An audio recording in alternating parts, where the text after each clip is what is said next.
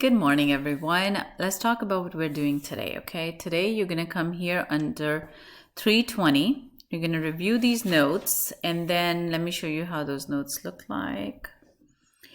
Right here, you just scroll them through and make note of things that are new, that you don't understand. After reviewing the notes, you are going to take this quiz, and I give you 2 attempts on this quiz, okay? Essentially, just follow the notes and you should be able to do the quiz. The third thing is the dropping balls gravity activity.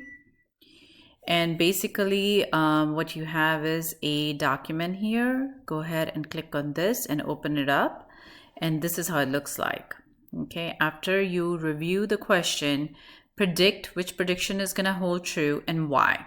Okay, and you're responding that to here. This is a discussion post, so you're responding that here, right here. You're going to hit reply and put in what you think is the answer and why. After you do that, make sure you go back and respond to at least 3 peers, okay? And guys, please be respectful to each other. So when you're responding, you can say, I agree, I disagree, and you know why you agree, why you disagree, okay? All right, and that's all you're doing. I just want to say that you guys have done an amazing job this week, turning your work in. I'm really proud of you, and I will see you guys Monday.